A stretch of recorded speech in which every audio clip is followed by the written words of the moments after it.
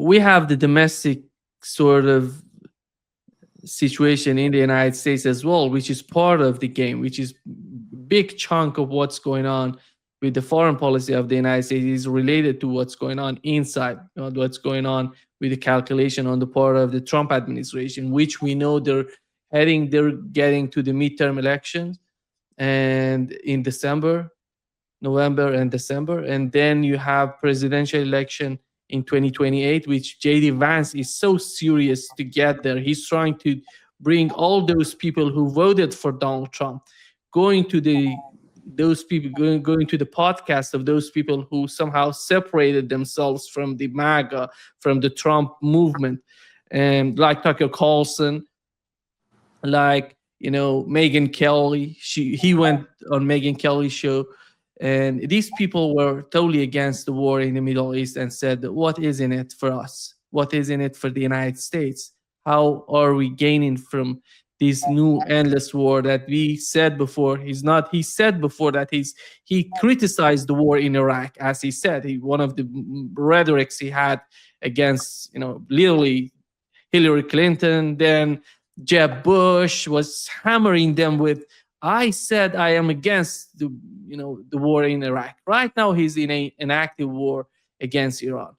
And the outcome, you're looking at the outcome, I think is strategically a huge defeat for his administration. But you said that he's trying to spin things in the way that he wants the public to perceive, differently the reality. But in your opinion, we have two sides in Lebanon. For example, the case of Lebanon is so important. That's why Iranian put it in the first clause of MOU. It's about putting an end on all fronts, including Lebanon. And it seems from the Israeli sources, they say that the Trump administration is putting pressure on them. How effective that could be, in your opinion, as time goes by? We have the agenda for the midterm elections, then 2028. JD Vance doesn't want to be trapped in the Middle East, or maybe after the midterm elections, some people argue the United States may get back to the war. And you see the Israelis that they don't want at all to the United States leave the region. They want the United States be there forever, protecting them. Well, first of all, the Israeli public is all in on the whole concept of Greater Israel, and if you embrace that concept, and that's your mantra and template, that's it. You're going to be in a war forever, and you can't be, if you're a small country like Israel. You have to be financed and receive intelligence and receive weaponry and so forth from the United States. So whatever the U.S. does, short of cutting Israel off, is not going to have any effect on anything. Nothing is going to change. You would have to cut off foreign aid, which is huge, military aid, which is huge, and that's what you would have to do. So all the rhetoric and what J.D. Vance is saying is pretty much irrelevant. I think they view him as pretty much an irrelevant player in the whole picture, quite frankly. And there's a lot of what they call good cop, bad cop thing going on, here. All of it doesn't really change anything until the money is cut off and the military is cut off. After all, we have a bill that's working its way through Congress that would embed the Israeli military into the U.S. military and make it essentially a part of the U.S. military. Now, we don't know if that's going to actually see the light of day, but it's in a draft bill that's being debated.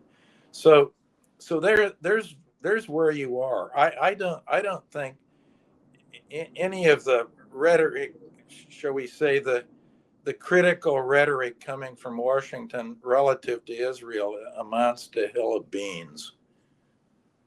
Israel controls the thing, and the Israeli lobby controls the thing.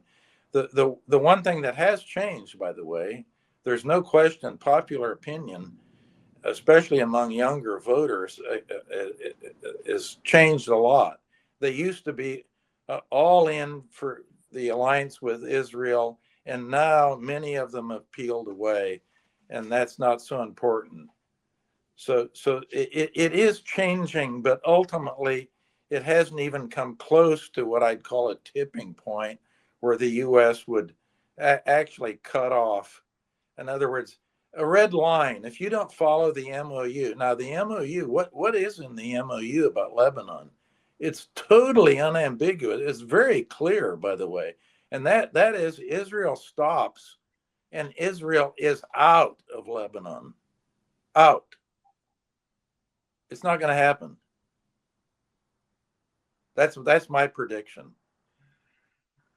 And the only way it would happen is if the U.S. would make a decision that Lebanon is a red line. It's in the MOU, and if the Israel does not retreat and get out of Lebanon, the money will be cut off.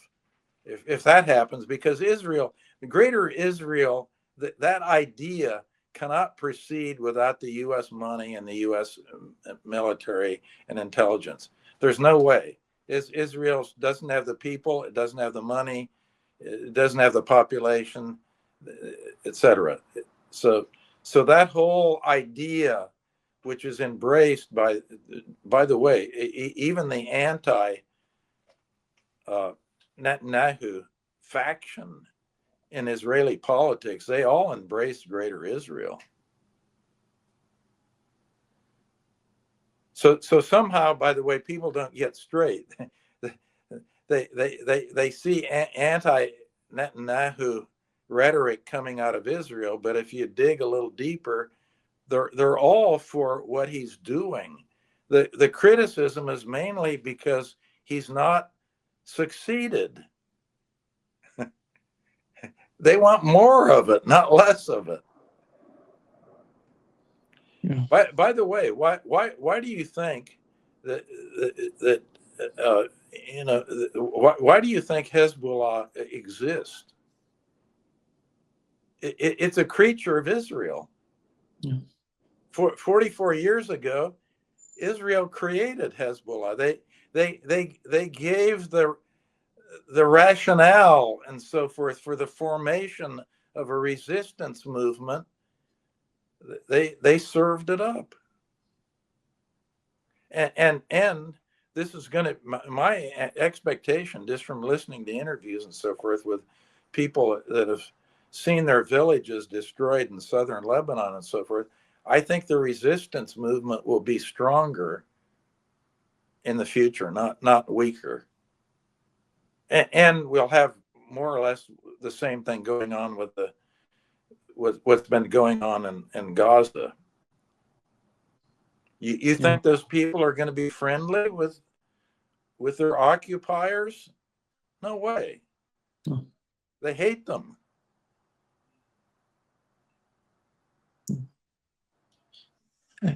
I think the complexity with the case of Lebanon, you're right, and that's finally comes to a new confrontation between Iran and Israel. It seems that we are headed toward that moment, and I don't know, how do you see the reaction of the United States? Let's assume Israel continues the occupation in southern part of Lebanon, and the attacks happening as time goes by. We know that the guy Netanyahu is so smart, and he manipulates everything in the United States and in the region, but mostly in the United States, which is so important. Basically, he ignored each and every country around Israel as just banking on the United States. And it's, the thing is, you've got Netanyahu who does the manipulation, but the decision is made by the president of the United States, and you can say, well, you can characterize, well, Netanyahu is very clever, he's very smart. Okay, that's a thesis, but with the president of the United States making the decisions in such a transparent case where you know every day, you almost know every car that's blowing up, every assassination in Lebanon. That's all public knowledge. So you have to say, if the president of the United States isn't saying anything, he isn't doing anything, he must be dumb. So if you take, I don't think Netanyahu is that smart, by the way. I think the forces of the lobby and the money that's buying the American, you have to forget not forget what is the lobby? The lobby's money. You buy politicians in the United States, like unfortunately, and most democracies now, they buy they're commodities. They're bought and sold. So that's what the lobby, they buy and sell them. Why do you think the U.S. Congress continues to support even the blatant genocide in Gaza? I mean, everyone uses the G word now, or most people do. Why do you think the U.S. Congress turns a blind eye? They don't really, most of them don't really support it. They mostly just turn a blind eye. And that's what's going on in Lebanon. They just turn a blind eye. It's transparent. You and I can see these videos and so forth every single day in Lebanon or in Gaza. Even though the Israelis, by the way, have a tremendously powerful censorship operation, there are no Western reporters that are allowed to be in Gaza. You don't forget, if you get reportage from Gaza, they're all talking from Jerusalem or Tel Aviv. They're not in Gaza, and the reporters who mainly foreign reporters from Al Jazeera, what happens to them? They get assassinated. The only ones on the ground, the Israelis systematically assassinate them. But even with that, even with the limited and restricted information we get from Gaza, we have a pretty good idea of what's going on, and the U.S. Congress just turns a blind eye. They don't say very much. You can't hardly get a U.S. politician on television talking about what's going on in Gaza or in Lebanon. Now, if they do, they will preface it by saying, well, the terrorist organization Hamas. They'll start with that. Or they won't say Hezbollah and who created Hezbollah. They'll say the terrorist organization Hezbollah.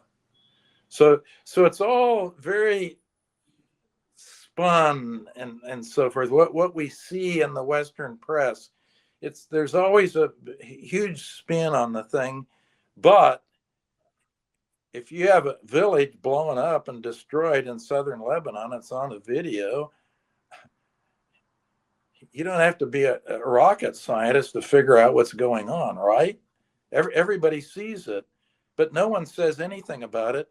And it's point number one in the MOU. And I don't have the language in front of me right now. I do have it written. I have it, but the language is very clear about that.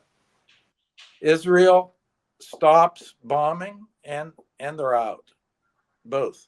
But it's very clear, and it is part of the agreement.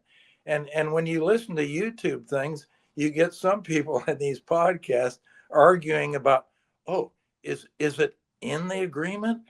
Is that even covered? And they're still arguing. They say, well, Iran says it's in, but the U.S. says it's out. No, it's in, black and white.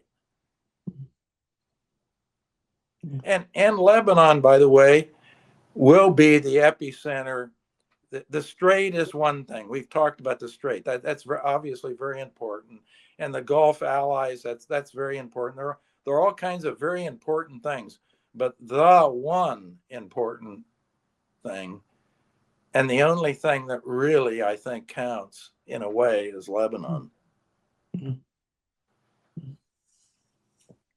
because Lebanon is one of them. Syria is the other one, in my opinion, with the fall of Assad and the way that Turkey is involved in Syria. Somehow they're putting a lot of pressure on Israelis. That's why Israelis are basically talking about the next target is Turkey.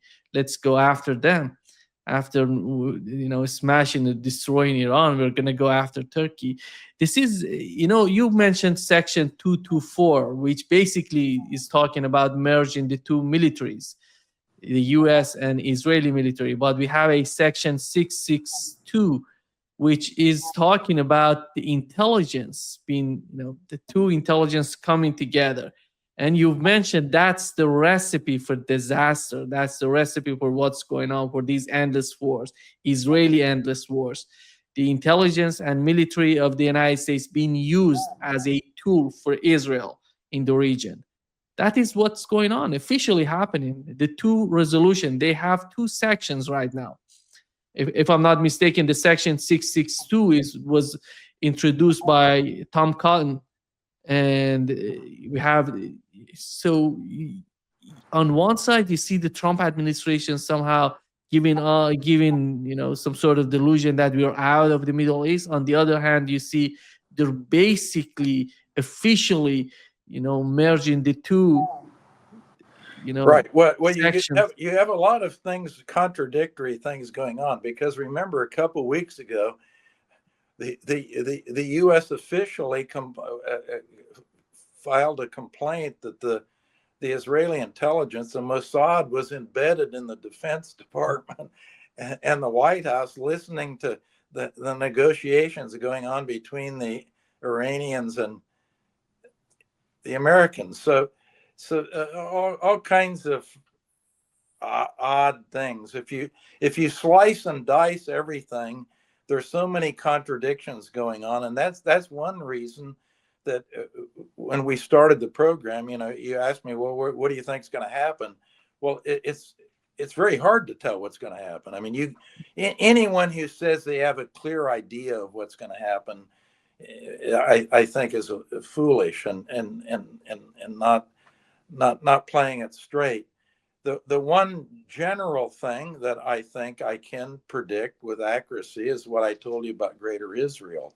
Now, if you take that and assume that will remain in place going forward, you can derive pretty much the story of what's going to happen. Not the details, of course. None of the details or events or anything like that. But you know that it provides a cocktail that's pretty nasty. Nothing is going to change that much. Now, you did mention Turkey, and one thing that I think will happen after the war is that you'll have two great powers in the Middle East, and that will be Turkey and, as they used to say, Persia. I kind of prefer Persia, actually, but at any rate, what they call Iran now, or the Islamic Republic, and all of that. I mean, basically, it's just Persia. The culture has never really gone away, and it's been around for a while. So so if you have those two powers in the region, and you have Greater Israel, another idea that's powerful, that you can kind of see what's going on. And we're talking about Netanyahu. One person that's in the political sphere is Naftali Bennett, and Bennett has explicitly said that Turkey is the next target on the list. So we're not talking. You and I aren't talking about theoretical things here. We're talking about things. He was the former prime minister, by the way, Bennett. So these are things. Maybe it's not on the front burner right now, but it's certainly on the back burner. Turkey, I mean. So you want to know why Erdogan makes some of the statements he makes and makes some of the moves that he makes and so forth. You have a pretty good idea.